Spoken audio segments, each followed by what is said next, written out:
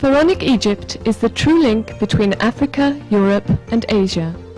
Essentially, it radiated over the entire Mediterranean basin before taking on the geographical proportions it has today.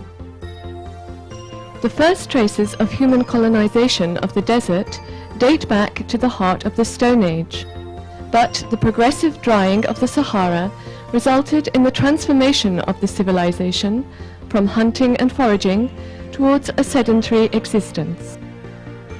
The nomadic populations of North Africa then settle in the Nile Valley. It took 3,500 years to form a homogeneous civilization in the whole Nile Valley, from the delta to Nubia. The principal centers were independent free towns, trading with each other and with Mesopotamia and Asia Minor.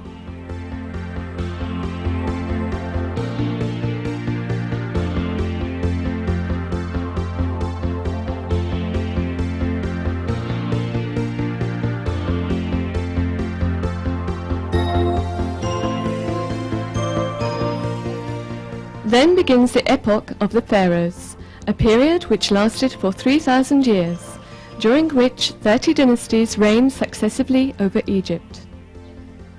The first ruler of the first dynasty, according to legend, was Menes. His reign starts in 3050 BC, and the divine royalty becomes a center of creation for a population that shall become one of the most inventive in history. While the Greeks and Romans had hardly begun to create their modern world, Egypt had been sculpting, painting and building for 3 millennia. Today, millions of visitors pay tribute to the symbols associated with this civilization of exceptional builders.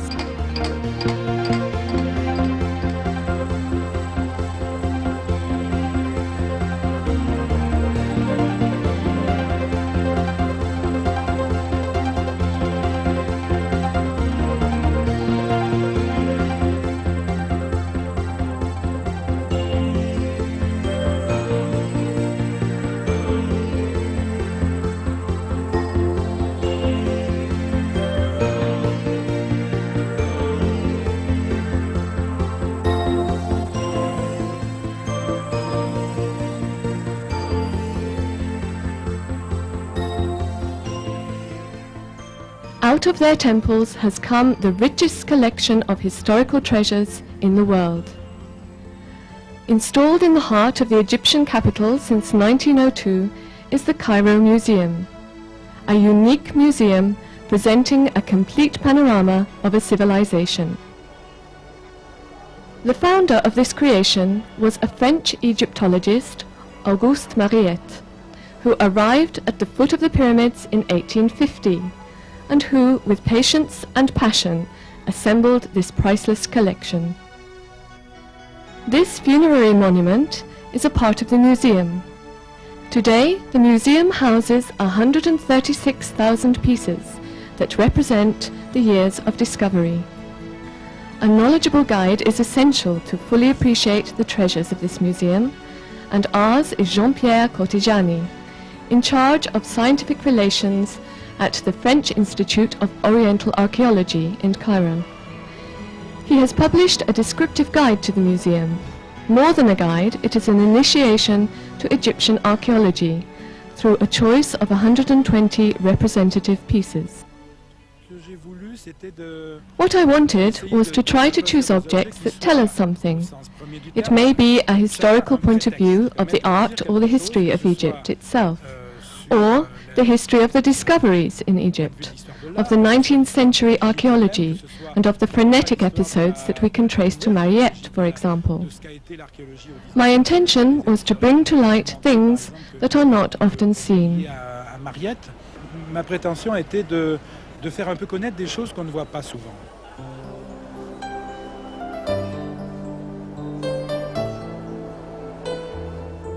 The result of his reflections shall guide our steps in this museum, which is frequented every day by 3,000 visitors.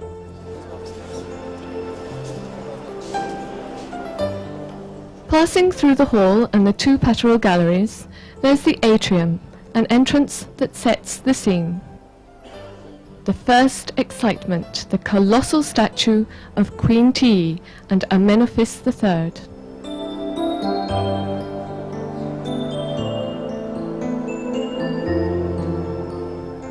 Under their eyes, not in any time order, are a number of characteristic pieces, starting with a bas-relief from the temple of Mentuhotep I, one of the most important rulers of the new empire.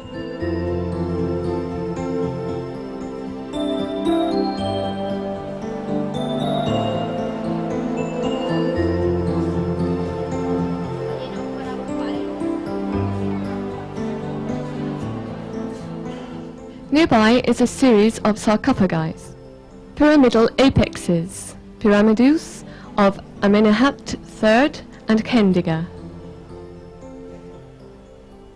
Almost all of the temples house sacred boats, a symbol of a period during which all trade and all travel was by water. Also symbolical are the pallets for holding and crushing makeup. These have been identified as Libyan and represent the conquest of Libya.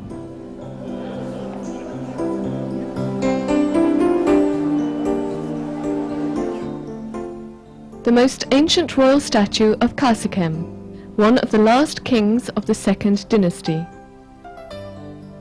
Found in 1888 at Memphis is the statue of a kneeling priest, characteristic of the archaic sculptures. The beginning of the Great Period, as it is called in the museum, extending from 3300 to 2280 BC. The Egyptians were now grouped into small communities on the banks of the Nile. The beginning of this period sees the unification of the Upper and Lower Egyptian kingdoms, crowns and scepter. Through King Menes, rivalry between the two populations ceased temporarily under a treaty of understanding. With the ancient empire starts the great era of classical Egypt. King Djeser, founder of the ancient empire, was the first pharaoh to give to funerary edifices monumental dimensions. Memphis, the capital, gives its name to the empire, the Memphic Empire. The kings build their funerary graves over the Saqqara Plateau and its surroundings. Stone appears in the construction, and the funerary monuments progressively take the form of pyramids. Until today, they are the best-known testimony to the splendor of the epoch.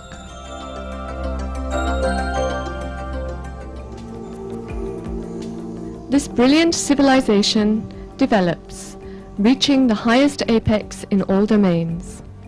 A condensed art appears in the Giza tombs and at Saqqara. Scenes of admirable quality are engraved, tracing all the details of daily life.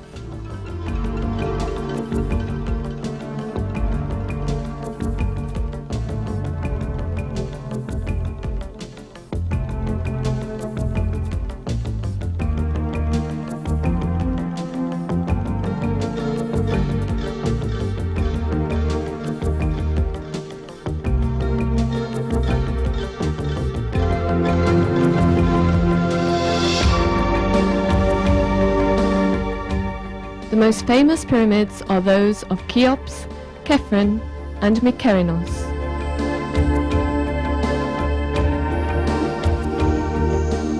100,000 workers labored over 30 years to cut the stone blocks, place them, and build the pyramid of Cheops. The same conditions presided during the building of Khephrun's pyramid.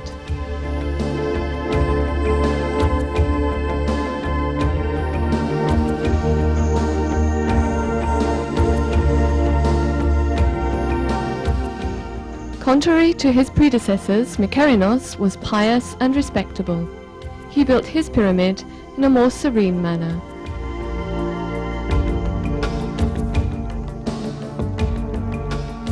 The end of the 6th dynasty saw the decline of royal power.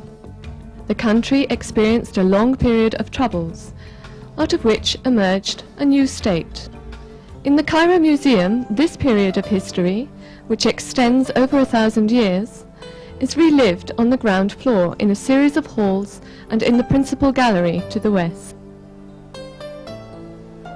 The museum presents 3 of the 4 triads of Mykerinos.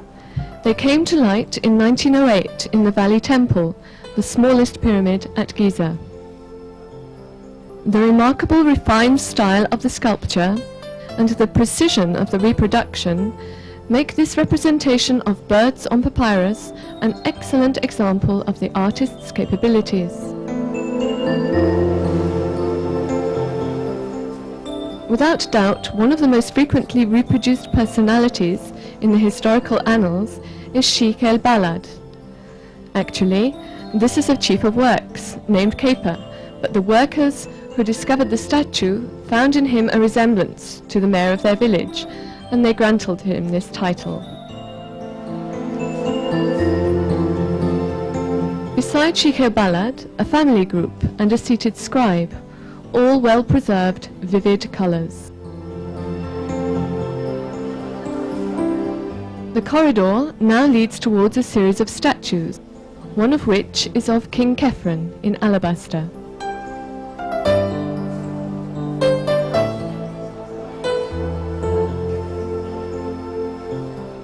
Nearby, this engraving traces the procession of men and women personifying the domains founded by Sahur, the second king of the 5th dynasty. Discovered between 1902 and 1908, this narrative is printed over the stone and is part of an assembly of pieces that shows the organization of a royal funerary complex of the ancient empire. Another element of this complex is the false gate, placed in the back wall of the temple. Through it, the deceased enjoys the offerings that the living present for his intention. Discovered in 1871 by a trader who asked for an authorization to search for animal bones, are the statues of Prince Rahotep and his wife Nefret. His brilliant eyes terrorized the discoverers when the candle suddenly animated the gaze of the 2 statues.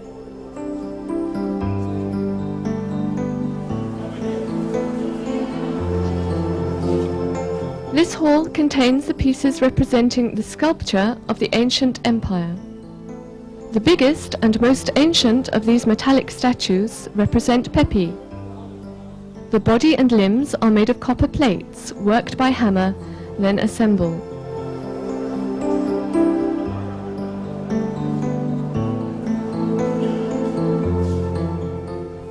Accompanied by harp and flutes at a concert on the occasion of a funerary banquet, the midget Senib and his family are discovered seated in a manner to hide his infirmity.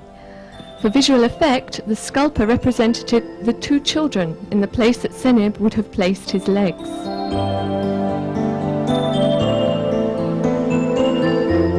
Other celebrities of the ancient empire are the medium geese, painted on gypsum in a style continued in Egypt for 3 millennia. From 2280 to 1780 BC, after an intermediate period, Egypt approached the Middle Empire with a stable territory. During the crisis, Egypt went through a period of anarchy, lasting for more than a century, during which 70 kings reigned for hardly 60 days each.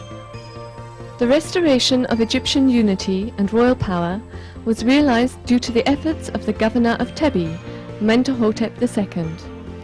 He started a new period of prosperity, an era of political and administrative reform, a period of economic progress and internal peace. During this epoch began the ascension of Tebbi, which became one of the most famous towns of antiquity. Mentuhotep II resided at Tebbi, where Luxor is now situated. A period of religious reform, the Middle Empire had seen the building of Karnak, the first temple consecrated to Amun.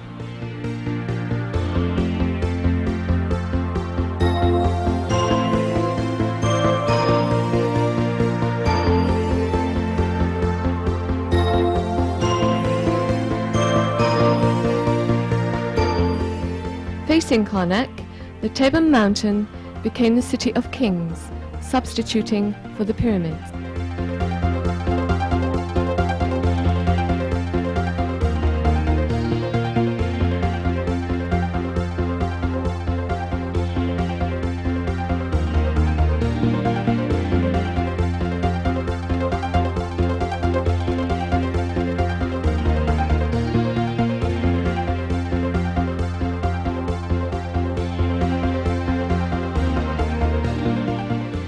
In this epoch, Karnak was 2,000 kilometers square of fields with more than 400 gardens, where 8,000 people worked. The Middle Empire ended, like the Old Empire, 4 centuries before, with internal fights and foreign invasion.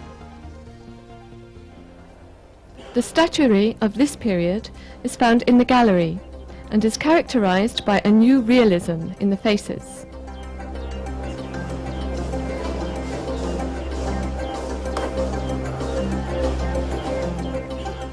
In the funerary chamber of Hatehotep, the fine reliefs of this gallery recall those of the White Temple at Karnak. Around the chamber, 10 seated statues of Sesostris give an idea of the perfection of that epoch, even in mass production. The kings no longer appear as divine gods. The faces, like those of Sesostris III, show their emotional expressions. The same realism can be seen in this unknown work, the small statue of Sarkaherka.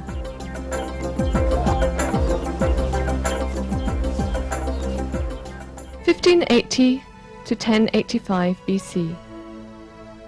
During the new empire, the period of renewal of royal power, the objective was to crush all attacks against Egypt. There follows a large territorial expansion for defensive purposes. Following an era of troubles and disorder, the new empire constitutes a period of prosperity, the proof of which is found in the riches of the funerary treasure of Tutankhamun and the number and quality of monuments that were built.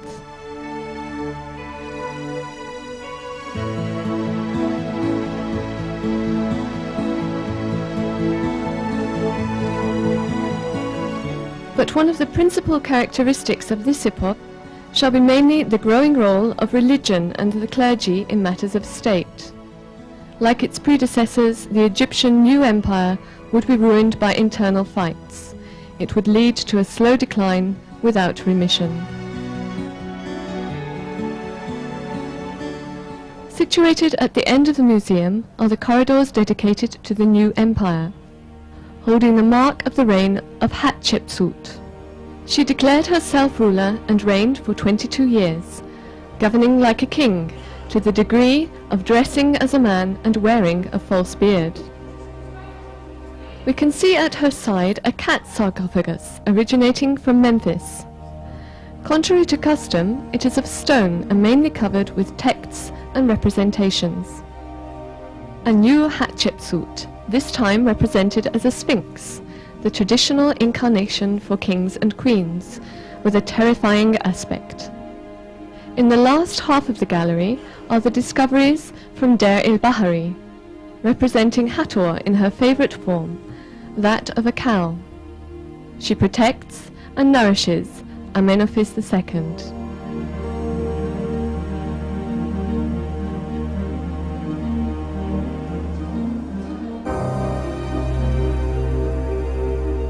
all around are the best examples of the royal statuary of the 18th dynasty, a group discovered in 1903 in the alley of the great temple of Amun at Karnak. One of the rarest portraits of Thutmose IV, accompanied by his mother, Queen Tia.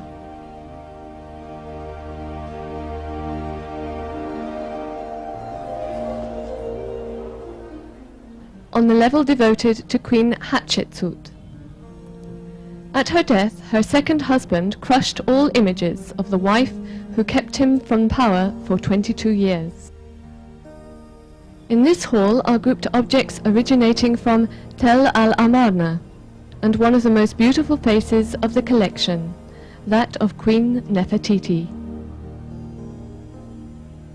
Not far away, there is another exceptional portrait, with its subject serene.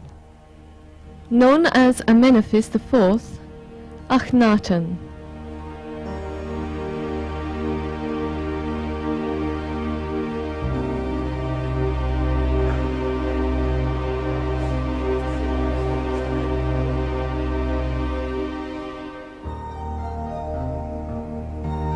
If the name of Saqqara is associated automatically with the step pyramid, one should not forget that the site was the necropolis of Memphis.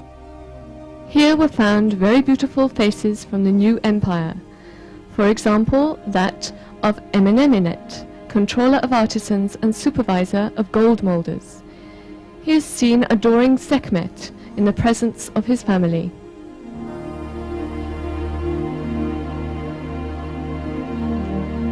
During the dry seasons, Ramses II had the power to intervene directly to Amun to make the water reach 16 cubics, thought to be ideal.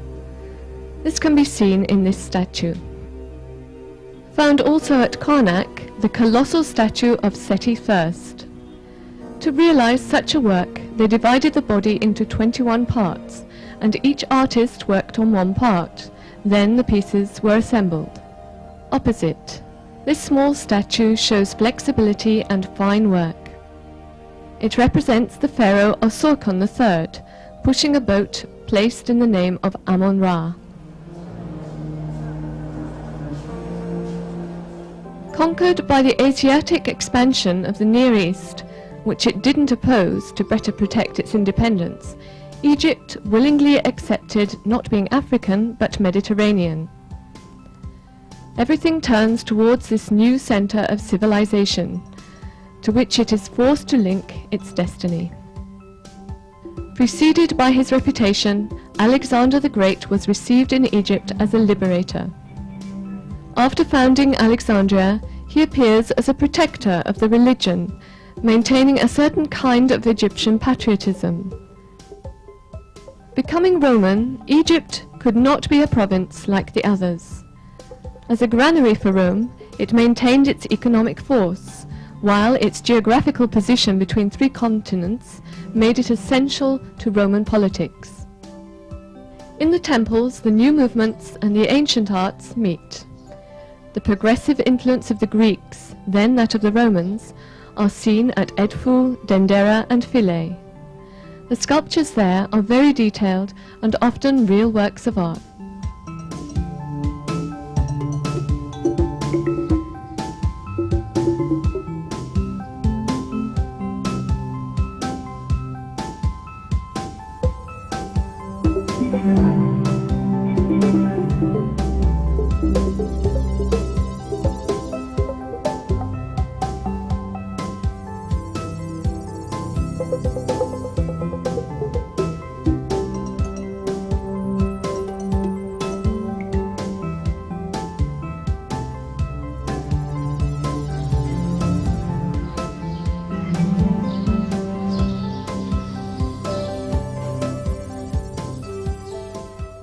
In the eastern part of the museum, one can admire different pieces from this era, starting with those dating to what is conventionally called the Low Epoch. The restorers have installed the sarcophagus here. That of the midget Teos is exceptional. The religious texts written generally over the lids are replaced by his portrait, representing him nude.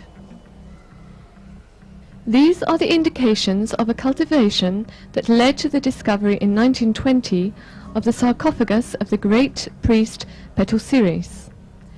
The lid carries 5 columns of hieroglyphics realized in colored glass imitating precious stones.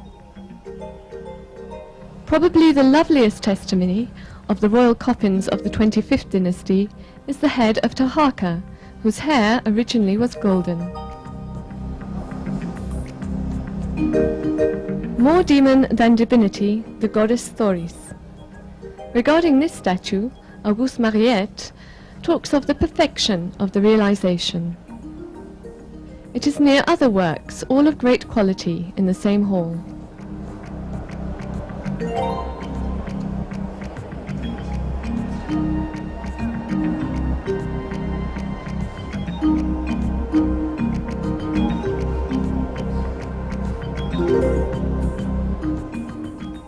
At the center of the Eastern Gallery, homage is paid to the priestess of the god Amun, a princess dedicated to celibacy by her decision to be the spouse of the god. She had to assure royal descendants through adoption. The divine priestess Emenadis is dressed in a special robe that was one of the attributes of the divine woman.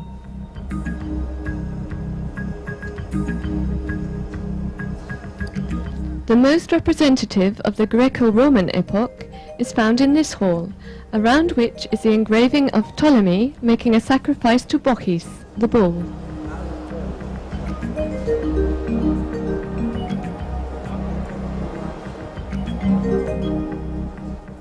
Each year, the 50 halls on the ground floor reserved for statuary are visited by more than 1 million people.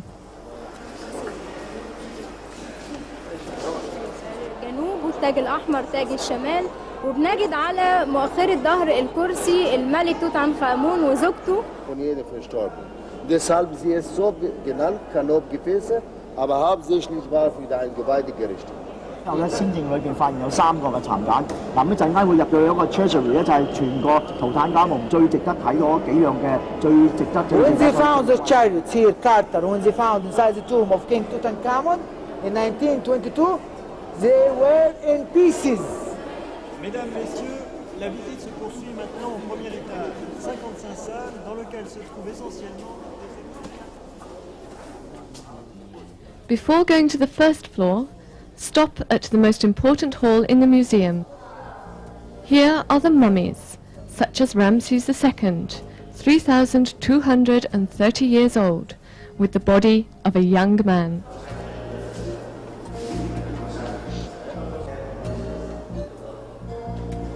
We are using here a modern technique. This technique is simulating the actual atmosphere in the tombs itself. It means we have studied a lot of tombs, a lot of sites, and we have the main parameters which affect direct or indirect to the situation of the mummy. Other words, we are making a very accurate microclimate, especially for the mummies, taken from the tombs itself.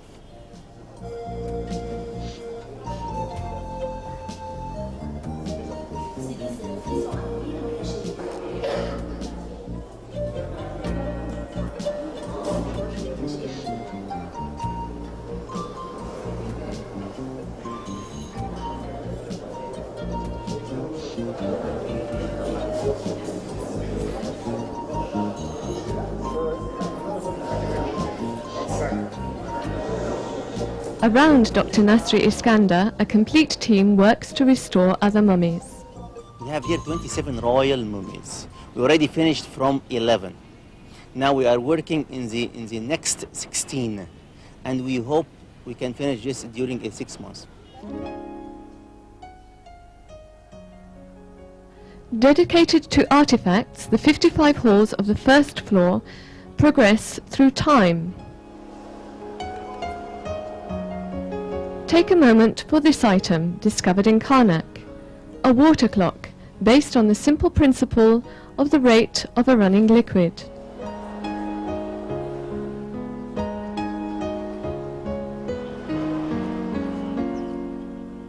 Nearby, a series of objects artifacts made by artisans.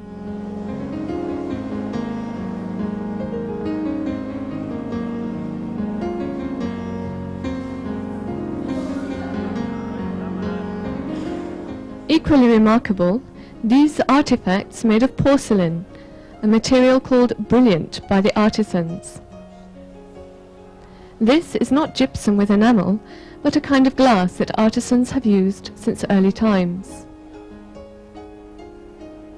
Great porcelain slabs from over the gates and doors of the funerary apartments in the step pyramid. A dozen display cases house objects found together during excavations at Saqqara.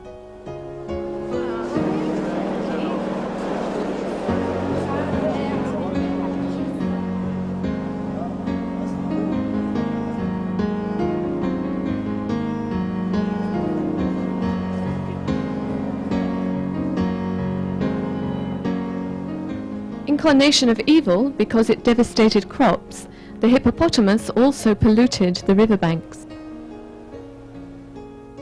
Porcelain animals found among dozens of objects near the deceased in the funerary assembly.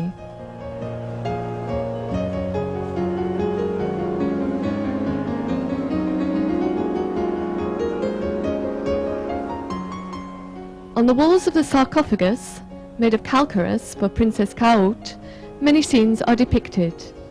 They precede a collection of sarcophagus for kings, queens and priests of the new empire.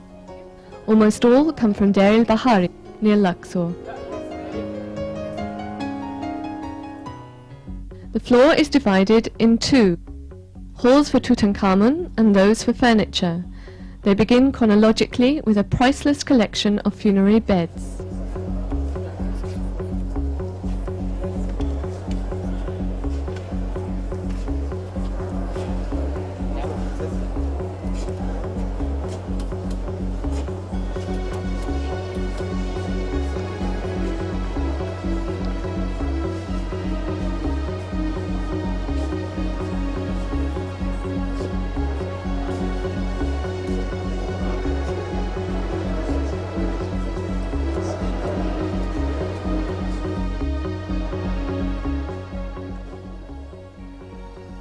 Along this gallery is a series of halls presenting objects from the royal tombs of the 18th dynasty of the new empire, 1400 years BC.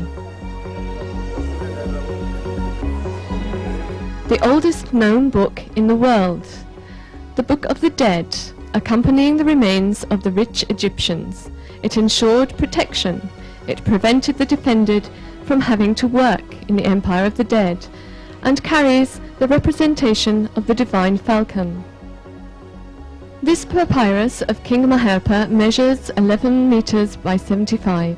It contains 26 chapters of prayers like these, allowing the tomb to be opened to the soul and the shade. In the tomb of Sennacherib, some construction tools indicating that this was one of the chief of works at Deir el-Medina. It is there that generations of workers that dug the Valley of the Kings live. Closing the cave for Sennacherib, this door is one of the rare ones that thieves did not open before the Antiquities Service.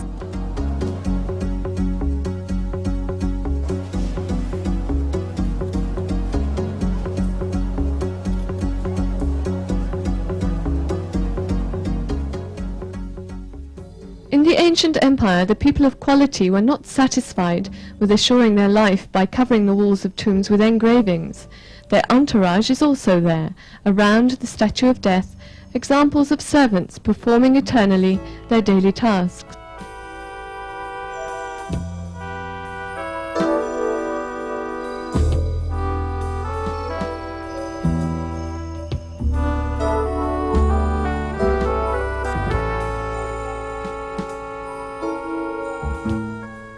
The scene describing the noble Maketa inspecting his animals is considered the most beautiful of the wooden models.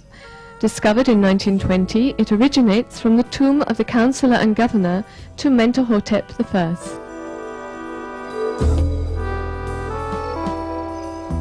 the only known statue on a rounded base of a royal car, that of the tomb of King Hor.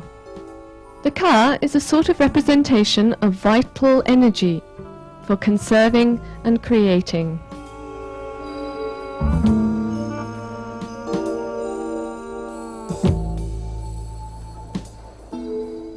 Considered as the house of the dead, the sarcophagus are decorated according to the position of the mummy.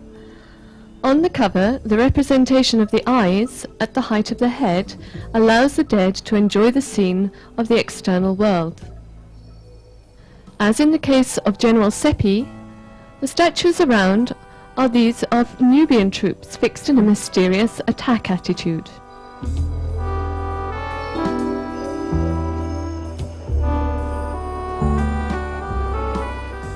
The royal stelae of the first two dynasties are grouped here, commemorating moments of the reign.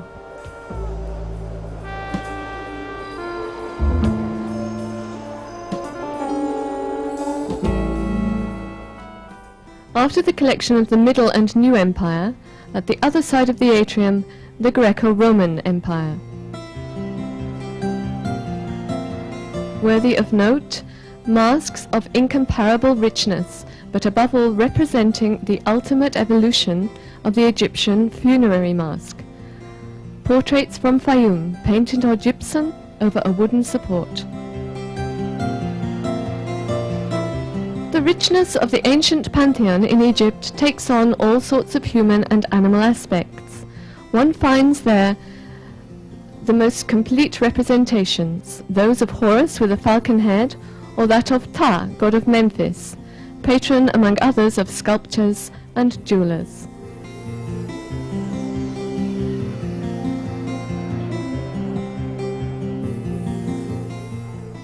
A sort of notebook of conservation, drawings or inscriptions on the wooden supports, or calcareous ones less expensive than papyrus.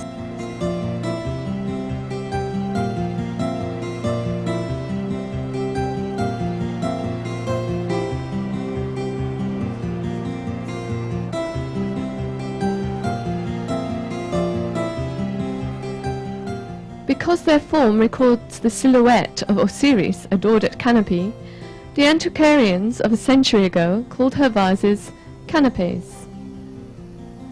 They close the viscerae at the moment of mummification.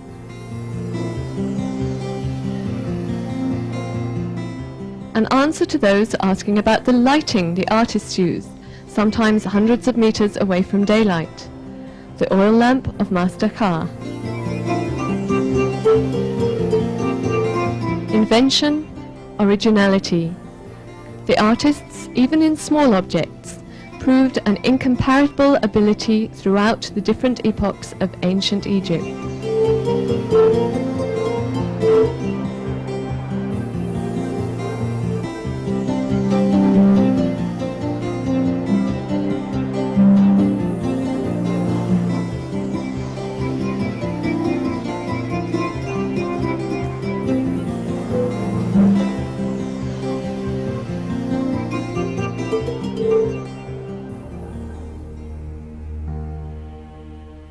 Four halls and two galleries hardly contain the treasures of the only royal tomb that was reached intact, that of Tutankhamun.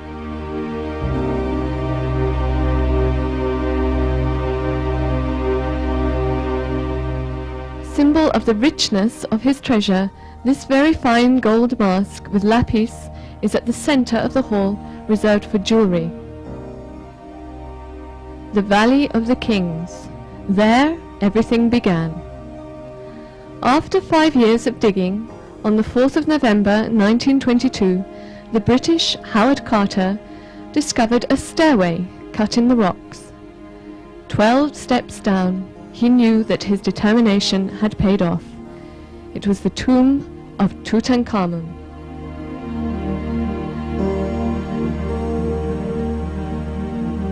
"2,099 pieces were transported to the museum. Each is a true work of art, made of noble materials where gold vies with precious stones.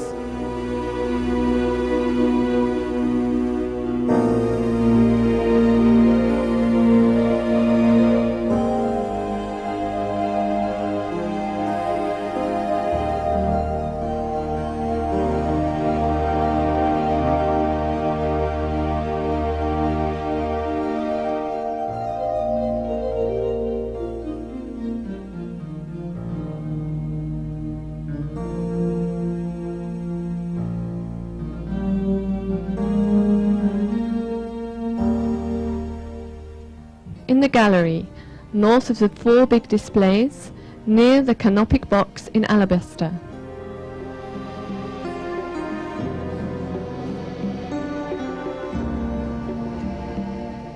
In the Hall of Jewels, where there are pieces from all eras. This head of a falcon, worked with the exception of the beak, in a single gold foil.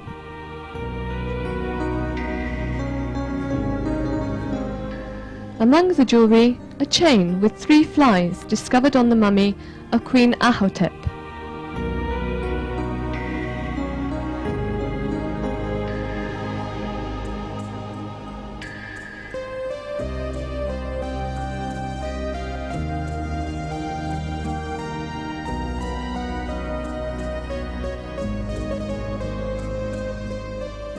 The aureas of Sesostris II.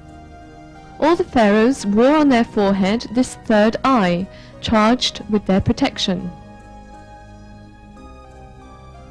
In the corridor, litters in the form of a lion, hippopotamus, and sacred cow lead to Tutankhamun.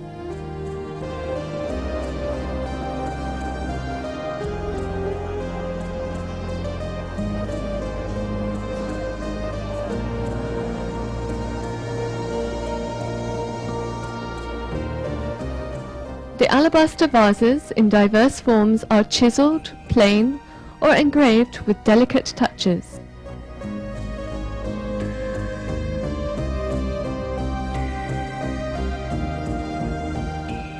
In a country where the economy depended on water, ships are part of normal life. This explains the large number of barges discovered in the tomb of Tutankhamun.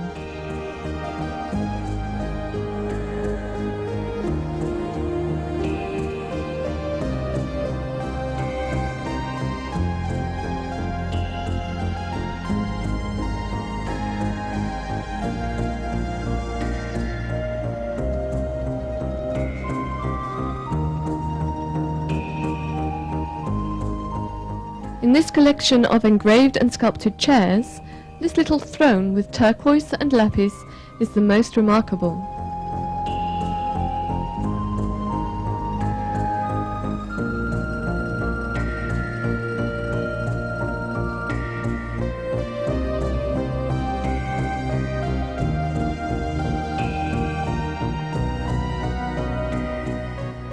If the Egyptologists do not always find the meaning of the numerous statues of the king, these representing him in the attitude of a harpoonist can be explained. As the earthly incarnation of Horus, Tutankhamun liked to throw.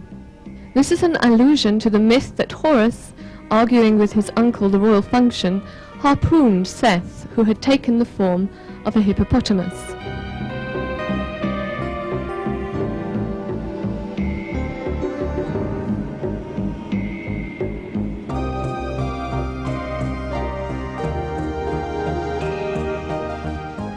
This box for the royal sandals is without doubt one of the most remarkable pieces in the furniture of Tutankhamun. The decoration is composed of 6 scenes, telling of the exploits in hunting and wars of a king who certainly hunted, but who died too young to be a warrior.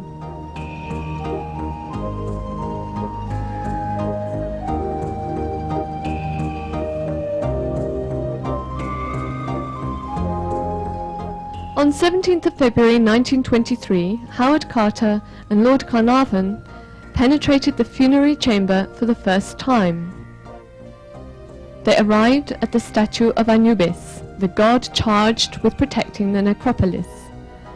Anubis is still today at the entry of the gallery dedicated to Tutankhamun, continuing his watch indifferent to the surroundings.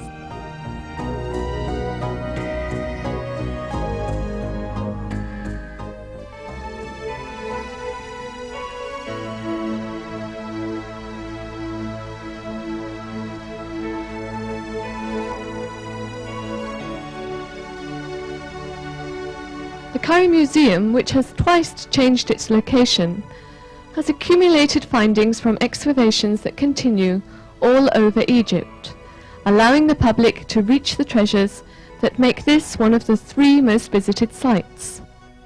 As the collection continues to grow, plans have begun to move to another location. Dr. Saleh Naga, the government of the Giza site. Pour le musée du Caire, nous avons un très grand projet. Le ministre de la A certain number of projects exist. The Ministry of Culture has commissioned a study by a group of well-known specialists. The location chosen is not far from Giza, at the junction of the roads to Fayoum and Alexandria. Un deuxième musée du Caire. It will be a great museum. People talk of the greatest museum in the world. The project has begun and it will certainly take time. A lot of items will be transferred.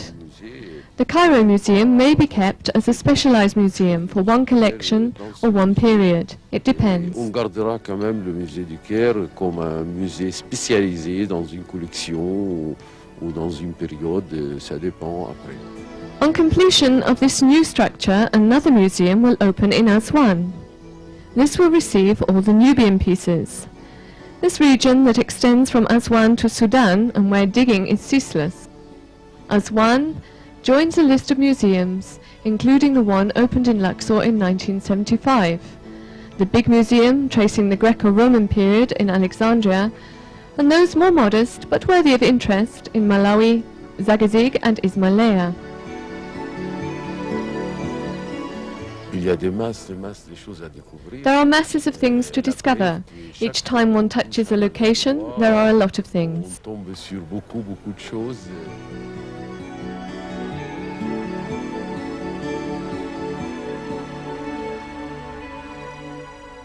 In fact, according to the Egyptologists, many sites previously excavated still have more to be discovered, especially in the regions of Giza and Saqqara, where many specialists think that they have finished the inventory.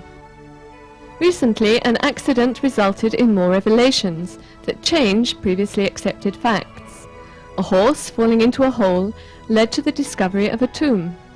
An inspection of this necropolis and its surroundings excited the archaeologists. They have also just discovered more at Giza, a big cemetery with numerous artifacts and new historic and architectural findings.